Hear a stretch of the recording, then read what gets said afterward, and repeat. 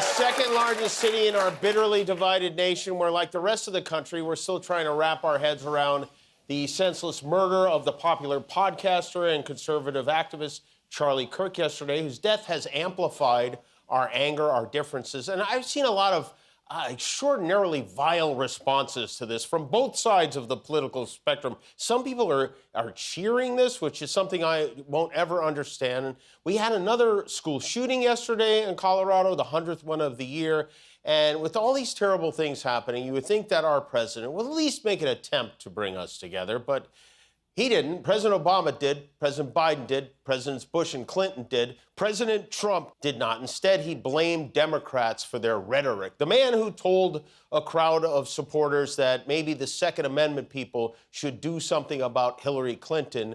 The man who said he wouldn't mind if someone shot through the fake news media. The man who unleashed a mob on the Capitol and said Liz Cheney should face 9 barrels shooting at her for supporting his opponent blames the radical left for their rhetoric. And then the man who on 9/11, 2001, bragged that his building was now the tallest building in New York, which wasn't even true, by the way, visited the Pentagon for a 9/11 memorial, which, believe it or not, he made a bigly improvement over last year when he showed up at a 9/11 remembrance at a fire station in Lower Manhattan with a 9/11 conspiracy theorist who claims it was an inside job. This year, he brought his wife, which was better for sure. And I have to say, I don't know what's going on, but those two lovebirds, they seem to be closer than ever.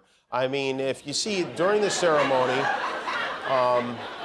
in a tender moment, Donald reaches over and gives her a little tap. He taps her like he's hoping ketchup would come out. And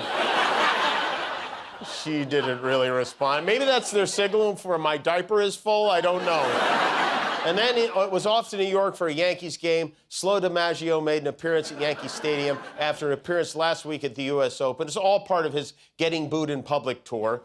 Former Mayor Rudy Giuliani was supposed to go to the Yankee game with him to sit with the president, but he accidentally showed up at a Yankee candle store. So Uncle Scam, though, he's all over the place right now. You know, last month, Trump, he fired the commissioner of the Bureau of Labor and Statistics because he didn't like the job numbers she released. So he replaced her, and now we have a new round of numbers. And guess what? Those numbers are bad, too. We added 900,000 fewer jobs than projected.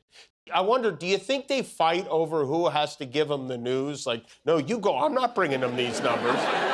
But say what you like about him, he surrounds himself with the best people.